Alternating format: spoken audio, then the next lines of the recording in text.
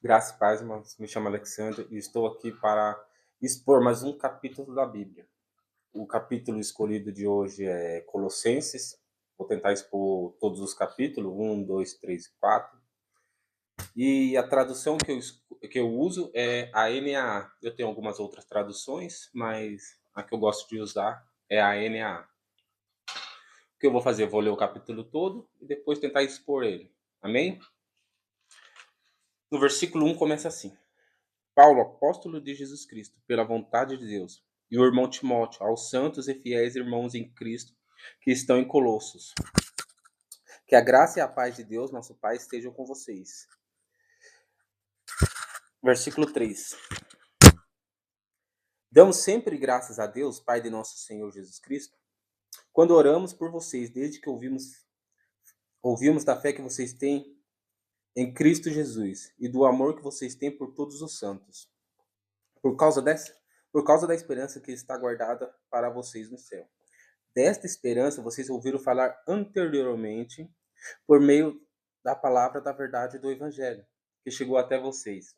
Esse Evangelho está produzindo fruto e crescimento em todo o mundo, assim como acontece entre vocês, desde o dia em que vocês ouviram e entenderam a graça de Deus na verdade.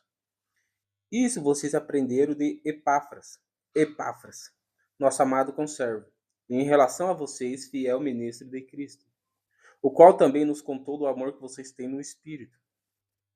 Versículo 9. Por esta razão, também nós, desde o dia em que soubemos disso, não deixamos de orar por vocês e de pedir que eu transborde do pleno conhecimento da vontade de Deus, em toda a sabedoria e entendimento espiritual. Desta maneira poderão viver de modo digno do Senhor, para o seu inteiro agrado, frutificando em toda boa obra e crescendo no conhecimento de Deus. Assim vocês serão fortalecidos com todo o poder, segundo a força de sua glória, e em toda a perseverança e paciência, com alegria, dando graças ao Pai, que os capacitou a participar da herança dos santos na luz.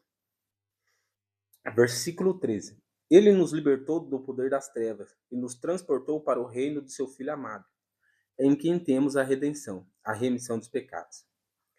Ele é a imagem do Deus invisível, o primogênito de toda a criação, pois nele foram criadas todas as coisas, nos céus e sobre a terra, as invisíveis e as invisíveis, sejam tronos, sejam soberanias, quer principados, quer potestades. Tudo foi criado por ele, por meio dele e para ele. Ele é antes de todas as coisas, nele tudo subsiste. Ele é a cabeça do corpo que é a igreja. Ele é o princípio, o primogênito dentre os mortos, para ter a primazia em todas as coisas. Porque Deus achou por bem que neles residisse toda a plenitude, e que, havendo feito a paz pelo sangue da sua cruz, por meio dele reconciliasse consigo mesmo todas as coisas, quer sobre a terra, quer nos céus. E vocês que no passado eram estranhos e inimigos no entendimento pelas obras más que praticavam, agora, porém, ele os reconciliou no corpo de sua carne, mediante a sua morte, para apresentá-los diante deles, para apresentá-lo diante deles santos, inculpáveis e irrepreensíveis, se é que vocês permanecem na fé, alicerçados e firmes, não se deixando afastar da esperança do evangelho que vocês ouviram, e que foi pregado a toda criatura debaixo do céu, e do qual eu, Paulo, me tornei ministro. Versículo 29. Agora me alegro dos meus sofrimentos por vocês e preencho o que resta das aflições de Cristo na minha carne, a favor do seu corpo, que é a igreja, da qual me tornei ministro, de acordo com a dispensação da parte de Deus, que me foi confiada em favor de vocês, para dar pleno cumprimento à palavra de Deus, o ministério que esteve escondido durante séculos e gerações, mas que agora foi manifestado aos seus santos. A esse Deus quis dar a conhecer a riqueza da glória desse mistério entre os gentios, que é Cristo em vocês, a esperança da glória. Este Cristo nós anunciamos, advertindo a todos e ensinando a cada um em toda a sabedoria, a fim de apresentarmos cada pessoa perfeita em Cristo. É para esse fim que eu me empenho, esforçando-me o mais possível, segundo o poder de Cristo que opera poderosamente em mim. Capítulo 1 tem 29 versículos. E vamos tentar expor o capítulo todo. Antes, vamos tentar fazer um panorama de Colossenses, quando ela nasceu, o propósito da carta e assim por diante. Quando ela nasceu? Ela nasceu entre 52 a 55. Um homem chamado Epáfras viajou até Éfeso, e lá de Éfeso ele supostamente ouviu o evangelho através de Paulo, aceitou as boas novas e voltou para sua casa, para sua cidade. Ele Lá ele se tornou um cristão, mas ele não só se tornou um cristão, ele começou a pregar e, consequentemente, abriu uma igreja que conhecemos hoje como Colossenses. Dentro dessa igreja surgiu uma heresia, que nós vamos ver no capítulo 2. Então, Epáfras pede para Paulo para que ele ajude nessa tarefa a combater essa heresia. E quando a carta foi enviada? A carta foi enviada em 62 depois de Cristo, quando Paulo estava preso em Roma. Essa carta, Colossenses, foi enviada com mais outras 3, que é Filipenses, Filemão e Éfeso. Perdão, irmão, acho que eu tô meio ruim de gripe. E Éfeso. Cada uma delas, ele já se apresenta de alguma forma diferente. Para Filemão, ele se apresenta como prisioneiro de Cristo. Éfeso e Colossenses, ele se apresenta como um apóstolo de Cristo. E Filipenses, ele se apresenta como servo de Cristo. E através disso, vem a primeira lição que está no capítulo 1, no versículo 1 e 2, que diz assim: o panorama já foi fechado, é mais ou menos isso a Colossenses, porque o capítulo 1 apresenta a suficiência de Cristo. No capítulo 2, apresenta as heresias que Paulo refutou. No capítulo 3, mostra que Paulo pede para os cristãos buscarem mais as coisas do alto e deixarem as coisas do terreno para trás. E no capítulo 4, Paulo dá um conselho para aquele que foi chamado para o ministério. Então vamos ao capítulo 1. Capítulo 1, já no versículo 1 e no 2, temos uma lição que diz assim: Paulo, apóstolo de Cristo Jesus, pela vontade de Deus, e o irmão Timóteo, aos santos e fiéis irmãos em Cristo que estão em Colossos. Que a graça e a paz de Deus, nosso Pai, estejam com vocês. Quando eu disse que Paulo se apresenta de formas diferentes, é por causa da necessidade que existe. Colossenses precisava de uma autoridade. E Paulo se apresenta como uma autoridade apostólica. Paulo se apresenta como alguém enviado de Deus, diretamente de Deus. E essa é a primeira lição. Quando existir uma dificuldade, quando existir algo que precise de um cristão enviado por Deus, você precisa tomar a direção. Você precisa dizer às pessoas que você está ali na linha de frente como um cristão. Que você vai ser inteiramente justo, inteiramente fiel a Deus e inteiramente fiel a Cristo. Você tem que se apresentar como alguém que veio enviado de Deus para trabalhar, para refutar, para aconselhar, para exortar tudo aquilo que Deus pede, tudo aquilo que é colocado diante de um cristão. No versículo 3 ao 5, ele diz assim: ó, damos sempre graça a Deus, Pai de nosso Senhor Jesus Cristo, quando oramos por vocês. Desde que ouvimos da fé que vocês têm em Cristo Jesus e do amor que vocês têm por todos os santos, por causa da esperança que está guardada para vocês nos céus. Desta esperança, vocês ouviram falar anteriormente por meio da palavra, da verdade do Evangelho. Olha o versículo 3. Paulo já enfatiza a intimidade de Deus Pai com o Deus Filho. Damos sempre graças a Deus, Pai de nosso Senhor Jesus Cristo. Paulo já usa a sua apresentação para mostrar a intimidade que tem que o pai tem com o filho.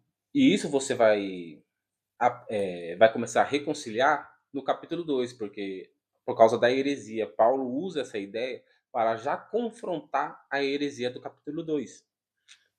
E no versículo 4 ao 5, Paulo enfatiza outra coisa que nós cristãos devemos ter, que é a fé em Deus, o amor aos santos e a esperança guardada nos céus. Olha essas três virtudes que o cristão deve ter.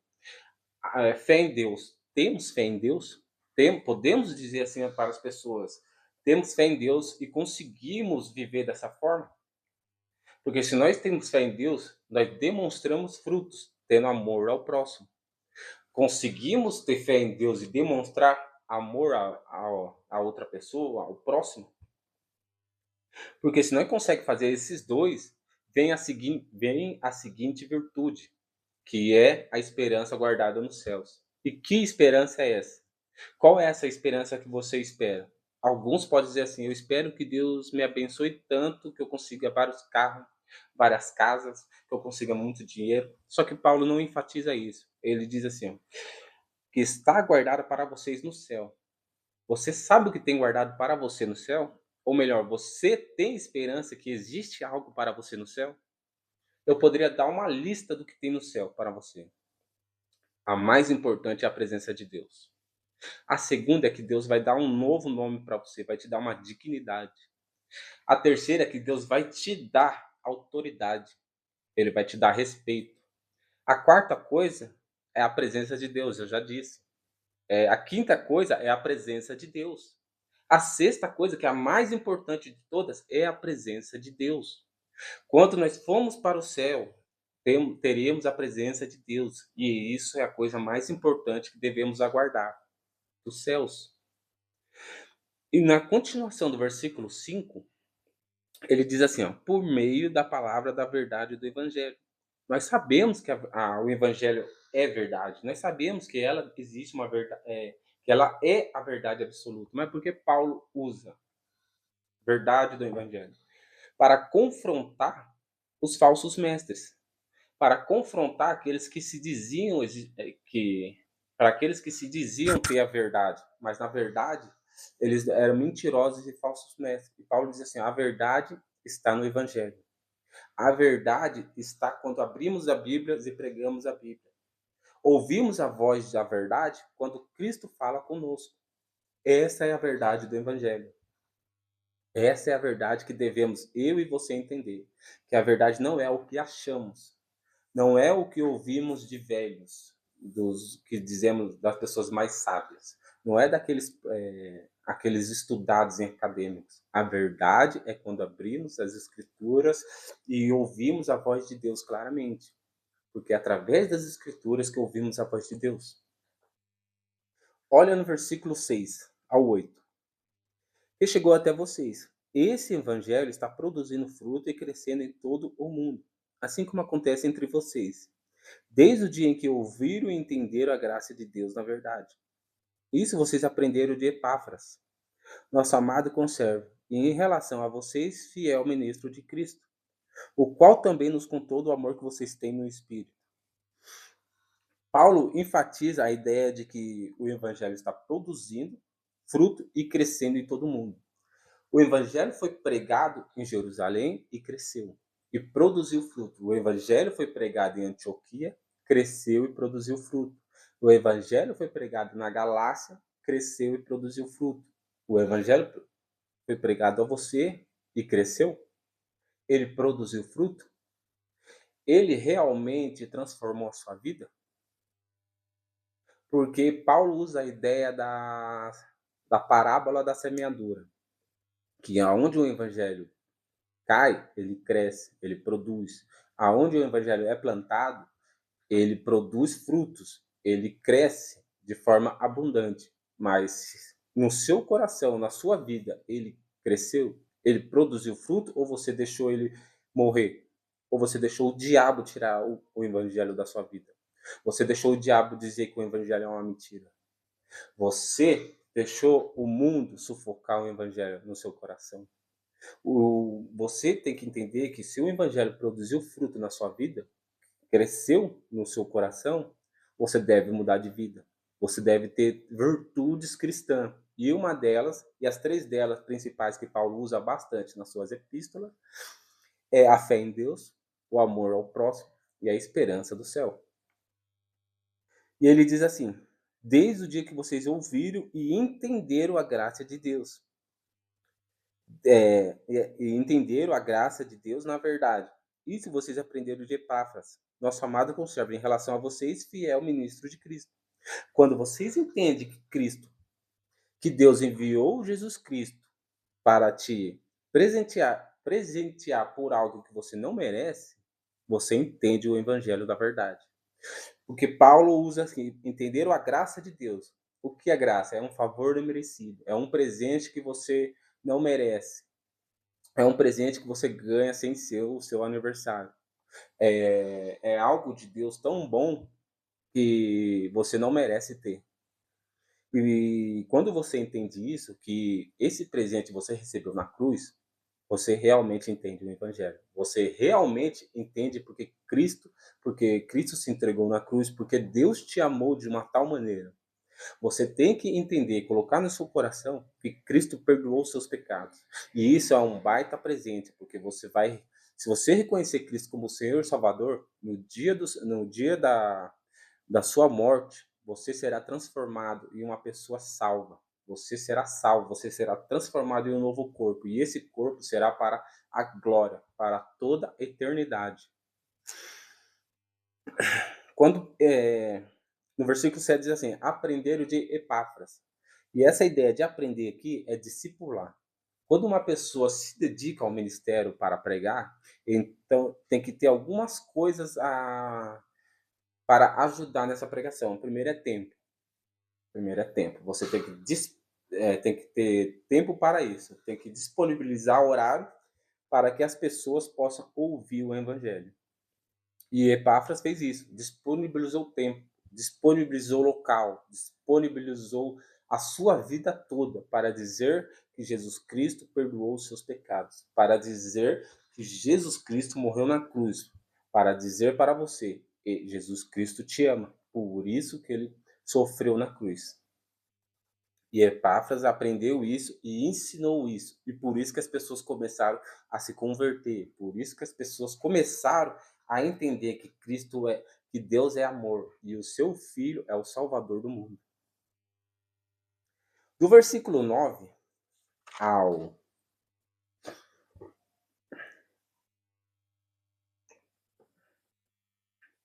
ao 12 diz assim, ó: por esta razão também nós, desde o dia em que soubemos disso, não deixamos de orar por vocês e de pedir que transborde do pleno conhecimento da vontade de Deus e em toda sabedoria e entendimento espiritual. Dessa maneira poderão viver de modo digno do Senhor para o seu inteiro agrado, frutificando em toda boa obra e crescendo no conhecimento de Deus. Assim vocês serão fortalecidos com todo o poder, segundo a força de sua glória, em toda perseverança, paciência e com alegria, dando graças ao Pai que os capacitou a participar da herança dos santos na luz. Preste atenção que Paulo enfatiza que de Deus, que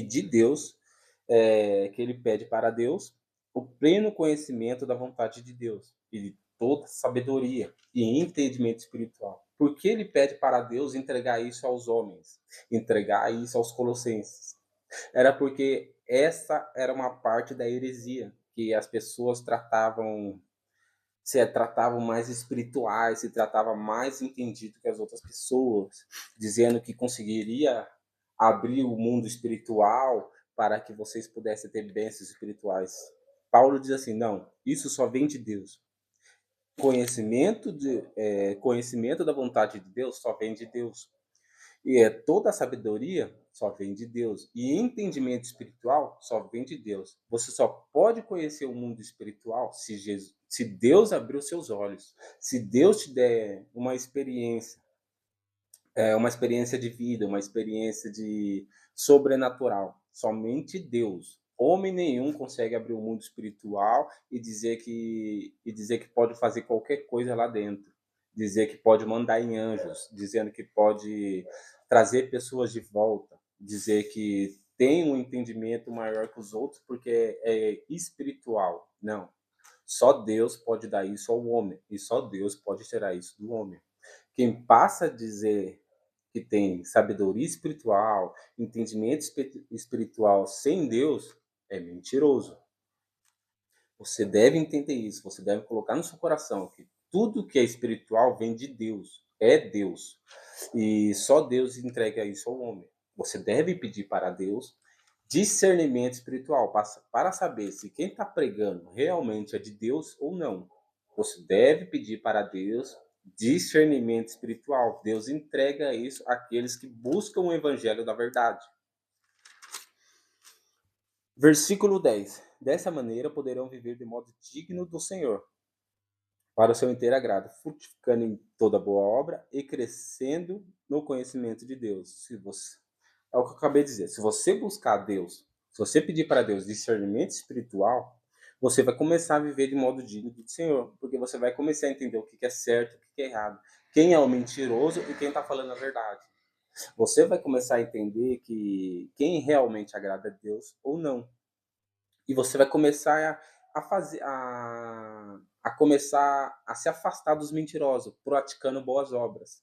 A se afastar dos mentirosos, afastar daqueles que querem fazer obras simplesmente para impressionar homens. Não, Deus está dizendo aqui, frutificando em toda boa obra. Você vai frutificar em boa obra para Deus. Deus vai te conceder isso. Se você viver de modo digno de Deus, pedindo discernimento espiritual, entendimento espiritual, você vai viver de agrado com Deus e assim vai começar a fazer boas obras para Deus. E não só fazendo as boas obras para Deus, você vai começar a ter uma experiência com Deus, crescendo no conhecimento com Deus. Porque é Deus que dá o conhecimento. É Deus que transfere ao homem sabedoria, como agir, como falar, temperança e paciência. Agora, por que eu sei disso? Por causa do versículo 11. Olha o que o versículo 11 diz. Assim vocês serão fortalecidos com todo o poder, segundo a força de sua glória, e em toda a perseverança e paciência, com alegria. Se você passar por dificuldades, Deus vai te dar perseverança. Se você passar por tribulações, Deus vai te dar paciência. Porque Deus sabe que através das dificuldades vêm as tribulações, tanto físicas como emocionais. E Deus vai te entregar paciência. Deus vai te entregar a presença dele a você, que você vai começar a fazer com alegria as coisas. E você vai entender que Deus te capacitou para todas as coisas, para você participar da herança dos santos. Que é o versículo 12 que diz assim, ó, dando graças ao Pai que os capacitou a participar da herança dos santos na luz. Que herança é essa? Que herança que é essa que Deus colocou para você? Deus é uma aliança, né? Que é uma aliança que Deus fez com você através de Jesus Cristo na cruz. E se você aceitar Jesus Cristo como Senhor e Salvador, você vai receber de Deus aquilo que todo homem busca, felicidade, aquilo que todo homem busca, conforto, consolo, descanso. É isso que Deus vai entregar para todos aqueles que aceitam Jesus Cristo como Senhor e Salvador. Olha o versículo 13 e o 14.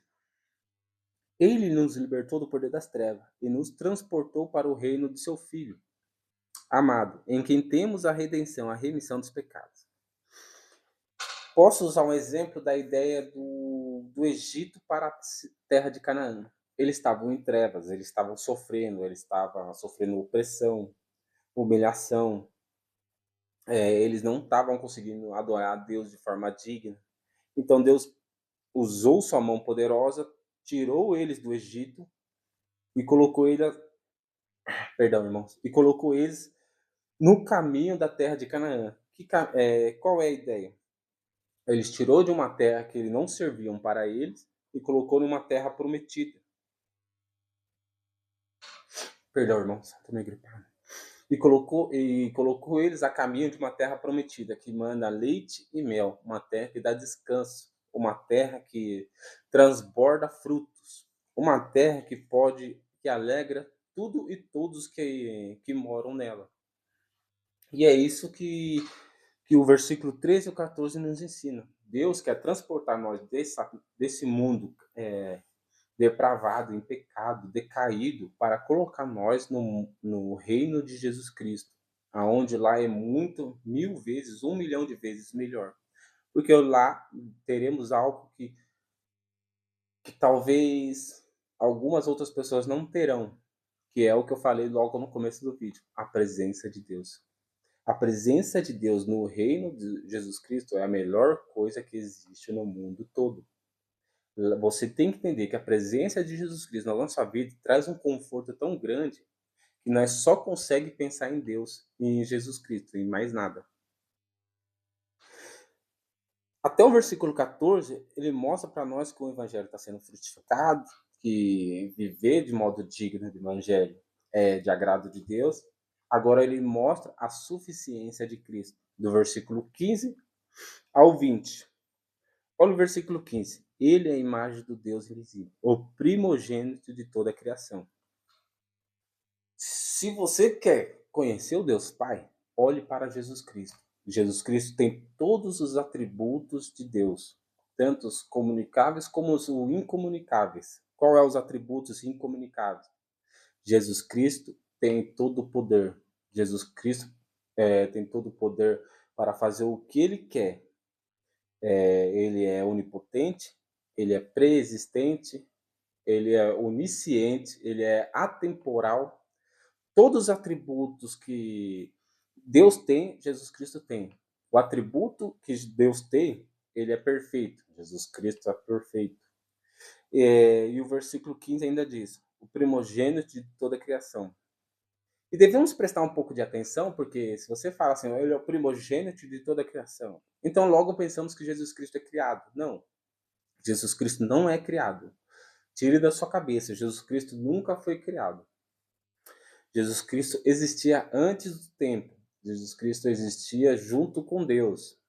Jesus Cristo é Deus. Entenda isso. Então, por que o Paulo usa a ideia de o primogênito de toda a criação? O primogênito aqui significa preeminência. Ele é primeiro em todas as coisas. Ele está acima de tudo. Tudo está abaixo dele. E por isso que ele diz aqui, ó, primogênito de toda a criação. Toda a criação está abaixo dele. Porque você diz, por causa da continuação do versículo 16, que diz assim, ó, pois nele foram criadas todas as coisas, nos céus e sobre a terra, as visíveis e as invisíveis, sejam tronos, sejam soberania, quer principado, quer potestade. Tudo foi criado por meio dele e para ele. Tudo que está abaixo de tudo, a terra, as coisas visíveis, a galáxia, tudo, poderes, presidências, cidades fortificadas, cidades poderosas, tudo foi criado abaixo de Cristo. Cristo está acima de tudo isso. Todas as coisas são sujeitas a Cristo. Olha o versículo 17. Ele é antes de todas as coisas, nele tudo subsiste. Então, Jesus Cristo é primeiro em tudo e todas as coisas que existem estão abaixo de Jesus Cristo. E aqui enfatiza a pré-existência de Jesus Cristo. Que antes do mundo ser criado, Jesus Cristo já existia. E eu não quero entrar muito na ideia teológica, mas porque as pessoas dizem assim, então Jesus Cristo, pessoa, já existia e tal. Não, é só Jesus Cristo. Jesus Cristo, Deus, já existia antes da criação do mundo. Tá bom?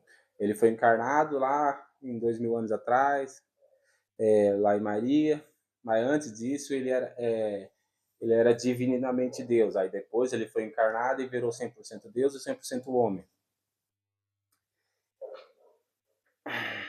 Versículo 18. Ele é a cabeça do corpo, que é a igreja. Se você é um cristão, se reúne com outras pessoas em Cristo, Jesus Cristo está assim. Jesus Cristo está dentro dessa igreja. Vamos lá, o que é igreja? Igreja é um grupo de pessoas que acredita e crê que Jesus Cristo é o Senhor e Salvador das nossas vidas. O texto diz que Jesus Cristo é o cabeça do corpo que é a igreja. Então, Jesus, se você está em uma igreja, Jesus Cristo é que te dá força. Jesus Cristo é que te dá virtude. Jesus Cristo é que te dá inteligência, sabedoria e entendimento. É Ele que te traz para você compreensão, tanto física como espiritual. Jesus Cristo é Jesus, como que eu posso dizer? É Jesus Cristo que guia a sua vida. É Jesus Cristo que dá a função para você fazer algo. Se você está realmente em Cristo. Porque Jesus Cristo transborda em você o sangue dele. É ele que faz, Jesus Cristo que faz circular o sangue dele em você. Você é um membro que só consegue viver através do sangue que ele faz circular sobre você e sobre mim. Olha o versículo 19. Porque Deus achou por bem que nele residisse toda a plenitude. Boca seca. Por que Paulo diz assim, ó, porque Deus achou por bem que nele residisse toda a plenitude. Que toda a plenitude é essa? O versículo que eu estou é versículo 19. E o que é essa plenitude? É a sabedoria, é o poder, o espírito, a glória de Deus. Tudo que tem. Foi o que eu acabei de dizer. Tudo que tem em Deus tem em Cristo. Tudo, tudo, tudo. E Paulo enfatiza isso mostrando a suficiência de Cristo. Não precisamos buscar gurus espirituais, não precisamos buscar entidades intermediárias para cultuar Cristo e a Deus. Temos acesso direto a Jesus Cristo, temos acesso direto a Deus, temos acesso direto ao Espírito Santo. A Bíblia diz que o Espírito Santo que intercede por nós com gemidos inexprimíveis. Então não precisamos de entidades, não precisamos de gurus espirituais que estejam fora de Cristo. Tudo que temos que fazer é orar diretamente a Deus, é orar diretamente a Cristo, é buscar com um coração quebrantado que Jesus Cristo como Senhor e Salvador nas nossas vidas. Olha o versículo 20. E que, havendo feito a paz pelo sangue da sua cruz, por meio dele reconciliasse consigo mesmo todas as coisas, quer sobre a terra, quer nos céus. Presta atenção no versículo 20. Não foi o homem que buscou reconciliação, foi o próprio Deus que reconciliou com o homem, levando Jesus Cristo à cruz. E pelo sangue de Jesus Cristo na cruz, existiu a reconciliação. Presta atenção que quem fez tudo para obter a reconciliação com o homem foi Deus. O homem literalmente não fez nada. O homem estava afastado de Deus. Segundo Isaías 19:2, vai dizer que o que separava o homem do pecado é a iniquidade do homem. E o homem não buscava a redenção de Deus. Ele só buscava se afundar e se afundar mais e mais no pecado, assim como eu e você fazemos. Existia um tempo que eu e você se afundava todos os dias no pecado. Existia um tempo que eu e você buscavam mais e mais a lama do pecado. Buscávamos ser como porcos, cheios de sujeira, através do pecado. Mas Deus, de vez de tratar nós como bicho, tratou nós como pessoas.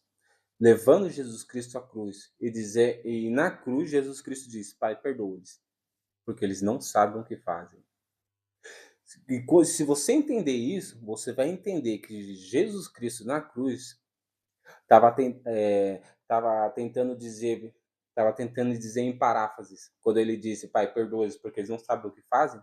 Jesus Cristo estava tentando dizer em paráfrase, e Deus amou o mundo de uma tal maneira que entregou o seu filho unigênito para todo aquele que nele crê não pereça, mas tenha a vida eterna. Se você crê que Jesus Cristo morreu pelos seus pecados, você tem a vida eterna. Se você crê que Deus reconciliou o mundo com ele mesmo através do sangue de Jesus Cristo, você tem a vida eterna. Se você crê no evangelho e viver de forma digna de agrado de Deus, você tem a vida eterna. Olha o versículo 21 ao 23. E vocês que no passado eram estranhos e inimigos no entendimento, pelas obras má que praticavam, Agora, porém, ele o reconciliou no corpo de sua carne, mediante a sua morte, para apresentá-los diante dele santos, inculpáveis, irrepreensíveis, se é que vocês permanecem na fé, alicerçados e firmes, não se deixando afastar da esperança do evangelho, que vocês ouviram e que foi pregado a toda criatura debaixo do céu, e do qual eu, Paulo, me tornei ministro. Aqui ele enfatiza de novo a reconciliação e ele acrescenta a seguinte ideia: para apresentá-los diante deles santos, inculpáveis e irrepreensíveis. Santos aqui não é um anjinho com a Aurélia. Santos aqui é uma pessoa separada para Deus. Se você é separado para Deus, se você reconheceu Jesus Cristo como Senhor e Salvador, se você foi às águas dizendo que era uma pecadora e estava arrependido de seus pecados e entregou a sua vida a Cristo, e se você permanecer nessa fé que Jesus Cristo perdoou os seus pecados, então diante de Deus você não vai ter culpa nenhuma. Diante de Deus você vai ser irrepreensível, porque o sangue de Jesus Cristo está sobre você. Está sobre você e está sobre mim. Se chegarmos diante de Deus com uma vida digna, dizendo para tudo e para todos que eu vivi por amor a Cristo, diante de Deus você vai ser inculpável. Você não terá culpa, você será repreensível. Se você permanecer na fé, você será salvo. E Paulo, no versículo 23, ele usa a ideia daquela pessoa da parábola que Jesus disse. Aquele que ouve as minhas palavras e as pratica é como um homem que afundou sua casa diante de uma rocha, e veio o vento, a chuva, e não arrastou a casa, não destruiu a casa. Se uma pessoa ouve o evangelho e permanece nela, e mesmo através das dificuldades, mesmo através das tribulações, essa pessoa vai permanecer na fé, porque ela entendeu que Deus perdoou os nossos pecados.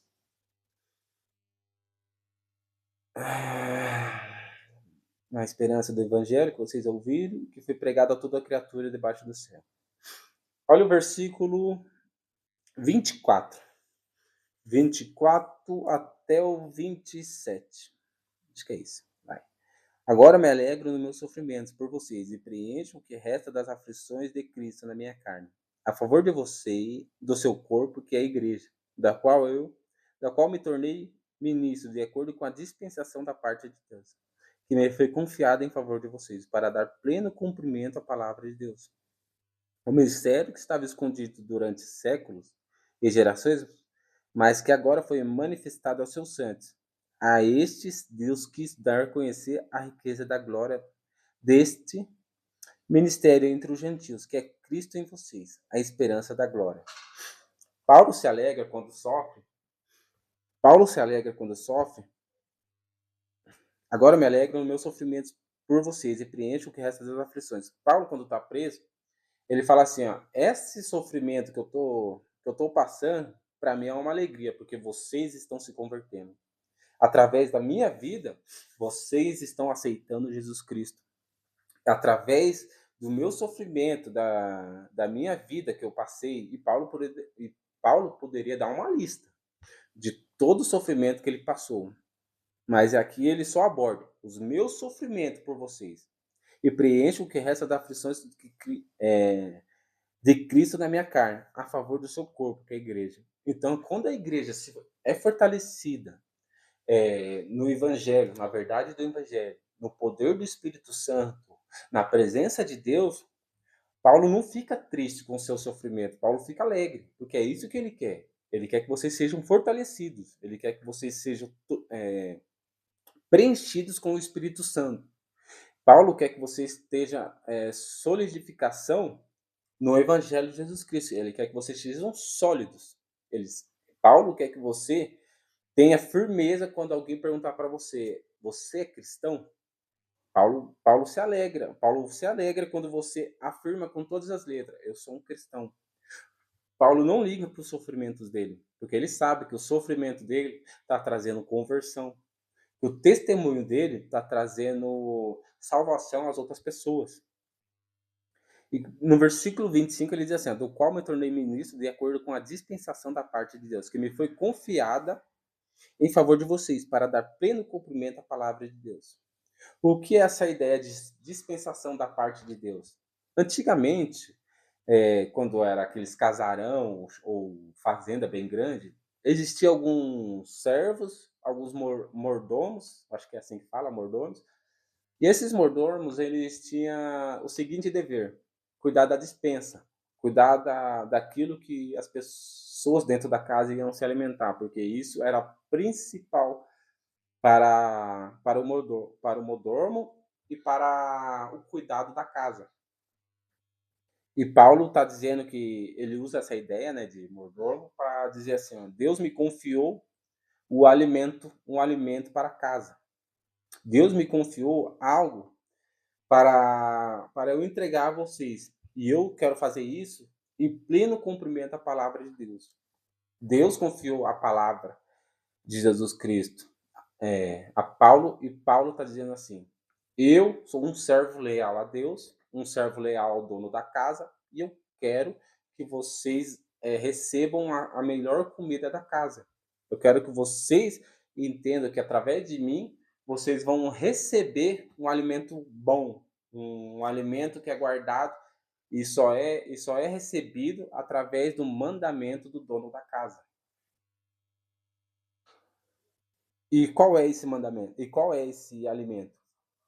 Olha o versículo 26. O ministério que estava escondido durante séculos e gerações, mas que agora foi manifestado aos seus santos. A esse Deus quis dar a conhecer a riqueza da glória desse mistério entre os gentios, que é Cristo em vocês, a esperança da glória. Então, o alimento que Deus Pai quer que você receba é Cristo. Olha, você tem que entender que Deus entregou Jesus Cristo a você. Jesus Cristo morreu na cruz para perdoar os seus pecados. Jesus Cristo veio ao mundo com a seguinte ideia: vim fazer a vontade do meu Pai. Qual é a vontade do meu Pai? Era perdoar o pecado das pessoas. E Deus entregou o seu filho à cruz para dizer para você: eu quero me reconciliar com você, eu vou perdoar os seus pecados se você aceitar o meu filho como Senhor e Salvador. Você tem que entender isso. Você tem que entender que Jesus Cristo veio para perdoar os seus pecados. Talvez eu esteja repetindo muito isso, mas eu quero que você entenda isso. Eu quero que você entenda, o evangelho não é sobre carro, o evangelho não é sobre você ser uma pessoa boa. O evangelho não é sobre você se reunir com a melhor roupa que você tem dentro da sua casa. O evangelho é sobre um homem que foi enviado por Deus, que viveu 2025 anos atrás, que sofreu nas mãos das pessoas daquela época, subiu na cruz e disse: Pai, perdoa-lhes, porque eles não sabem o que fazem. Pai, perdoa-lhes. Perdoa os pecados dessas pessoas. Perdoe a ingratidão dessas pessoas. Perdoe essas pessoas que não sabem o que estão fazendo da sua vida, que estão entregando a sua vida à promiscuidade, estão entregando a sua vida às suas próprias paixões, estão entregando a sua vida ao pecado. Perdoa eles, porque eles não sabem o que fazem. Versículo 28 e 29. Esse Cristo nós anunciamos, advertindo a todos e ensinando a cada um em toda a sabedoria, a fim de que apresentemos cada pessoa perfeita. Paulo, além de advertir as pessoas, anuncia com alegria. Não só anuncia e adverte, ele ensina quem é Cristo, quais é a natureza de Cristo, qual é o propósito de Cristo, por que Cristo foi na cruz, por que Cristo viveu nessa terra, e assim por diante.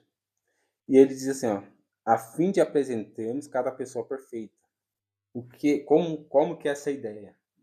As pessoas é perfeita? Não, Paulo diz assim, ó, se você aceitar Jesus Cristo, se você realmente entregar sua vida a Jesus Cristo, no grande dia, ele vai transformar o seu corpo em um corpo perfeito, aonde vamos poder habitar com Cristo por toda a eternidade. Porque onde Cristo estiver, nós estaremos com ele. Porque seremos dignos Deus dará essa dignidade a nós de podermos estar próximo de Jesus Cristo. Versículo 29 e se encerra. É para esse fim que eu me empenho, esforçando-me o mais possível, segundo o poder de Cristo que opera poderosamente em mim. Paulo usa o versículo 29 com a ideia de um atleta.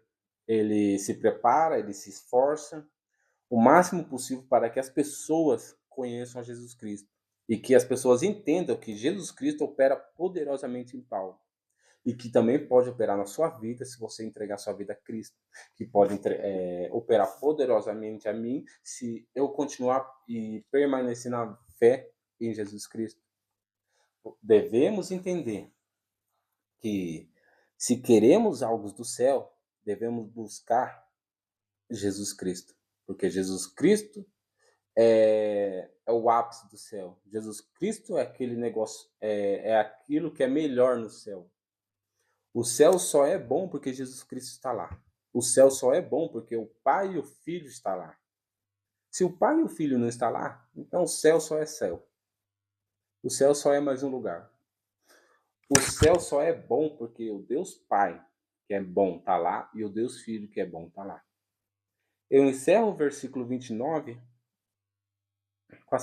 com duas reflexões. Nós cristãos que anunciamos a Jesus Cristo, estamos fazendo isso com empenho? Realmente estamos fazendo isso o máximo possível? Segundo, você que ouve o Evangelho de Jesus Cristo, você ainda está indeciso, mesmo sabendo que Ele perdoou os seus pecados? Esse é o capítulo 1. Espero que os irmãos gostem. Se vocês gostarem, né, curte e compartilha. Comenta também. E talvez semana que vem eu consiga trazer o capítulo 2. Amém?